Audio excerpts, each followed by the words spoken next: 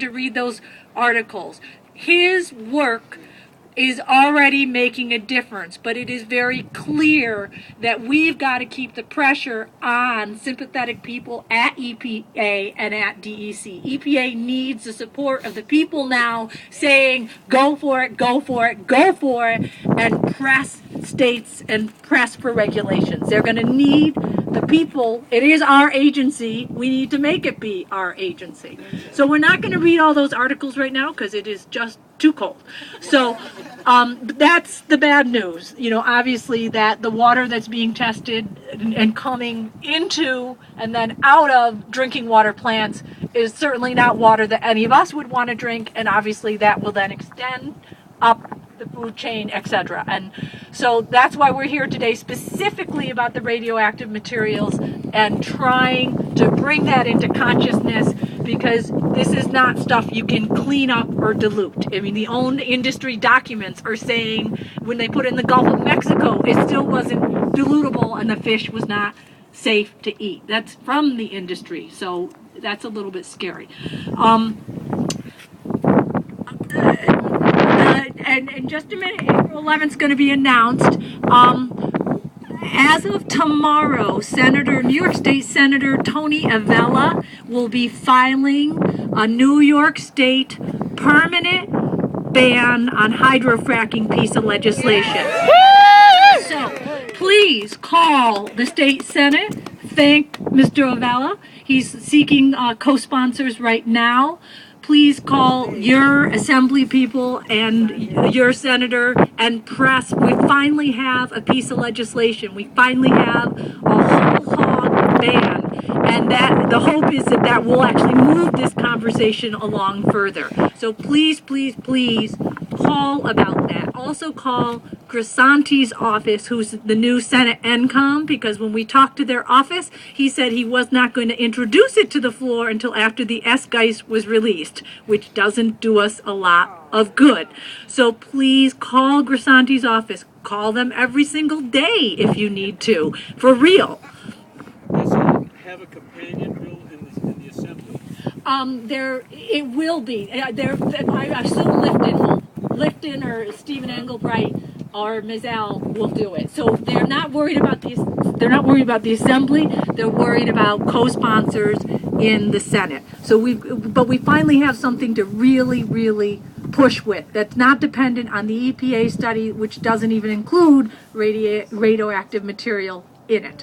So please call about that. And also at the county level, there's going to be introduced, so people, if they could come to the April and May meeting, call to the county executive to put in formal binding legislation about treating and accepting no flowback fluid in Onondaga County. And then we're going to take that template and spread it to other counties around the state. So those are two pieces of good news that have come out, and we just got to get behind them. I'm going hoarse too. Thank you so much. You're welcome. An email about the senators? Or send something out? Yes, we should probably get some email from people. Just to remind us of the names. And hi everybody, I'm Jim Ferraro. I'm with the Citizens Campaign for the Environment. We're right over here on Westcott. A lot of you guys know us from knocking on your doors. We run a field canvass. We're a statewide environmental nonprofit that works, that does public advocacy to protect our air, our land, our water, and our people. And obviously we're all here for about the hydrofracking, and we have a rally that's going on. There's a number of rallies in Albany. There's a big one on the 11th that we're asking everybody to go to. You can sign up for it on our website. It's April 11th. The website is citizenscampaign.org, and there will be bus transportation from Syracuse and a number of other places around the state. So it's a statewide meeting with our state legislatures, and it's all focused on the fracking, and we don't care what your agenda is. It's a broad spectrum thing. There's a number of organizations. I'm not sure how many right now. Probably about, I think it's between think it's between 20 and 30 different organizations are going to be involved in this. And we encourage everybody to attend to get the word out to the legislature. And again, it's a great thing. The other thing that we're working on as well is clean energy. We need clean, sustainable energy here in New York, right? We need a replacement for fossil fuels. So we're asking, while the meeting on the 11th is specifically for the fracking, there's also legislation that we're working on that has to do with solar energy here in New York State, the Solar Jobs Act. As of today, it got Senate sponsorship. It should have a bill number next week, and it's the same as bill that was released in the Assembly. So that's also great news, because we need clean, renewable energy for New York State, not fracking. Thank you. Ursula? Oh, you're Ursula! Hi. Thank you, Jim. Oh, and you're going to sign people up?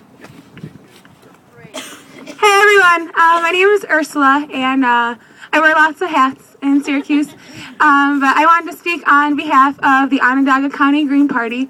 And first of all, I really wanted to give, I think everyone in Central New York and in the state owes a really deep debt of gratitude to the Onondagas and to the neighbors of the Onondaga Nation that were the first ones, at least that brought it to my attention, about the serious threat that hydrofracking poses to our environment and to our communities. So I really want to say thank you very much to everyone here, because I know I recognize lots of faces from coming into the office. And I think it's important to acknowledge that the threat posed by hydrofracking, it's unique, to places that have shale gas formations, but it's just another crisis that's caused by a system, the capitalist system, that relies on extractive energies to fuel our industries. And we don't have clean energy because it's not out there. We don't have clean energy because there's industry and companies that are paying off politicians at all levels of our government to prevent us from having these things to help us lead healthy lives. And so I think it's really, everyone knows about all the dangers of hydrofracking. We've seen the images of people's, waters lighting on fire. We've heard about the health risks. And so we don't need people telling us that we're going to regulate this industry. They said we could regulate drilling in the Gulf, but look what happened. They say that we can regulate nuclear power, but you cannot regulate something as dangerous as hydrofracking. You cannot regulate something as dangerous as nuclear power. And that goes back to the radioactive waste that's generated by hydrofracking. We don't want that here. So I think it's really important that when people tell us it's not possible, to ban hydrofracking, I say that's not true. We need to try to ban it. We need to try to invest in renewable energy, and we need to call people out for what they are, that they're greedy, that they want to make a profit of our clean air and our clean water, and that is just not acceptable. So I want to say that we have to join in the fight together. Go to Albany in April, go to Albany in May, and then, talk to people and tell them that it's not true that fracking is safe. And I don't even want to get into the whole climate change thing. Burning all that methane and all that carbon is just as bad as burning coal. So don't believe it when they tell you it's safe. It's all a propaganda campaign paid for by the American Natural Gas Alliance that are buying off our politicians. And so, we got to come together and demand a statewide ban, because it's our land and our air and our water, and we have to say no to hydrofracking. So be sure, my girl Rose is over there. She's got a sign-up sheet to get involved with the Syracuse Greens that are working on a permanent ban on hydrofracking. All you got to do is you got to get involved, and you got to stop this.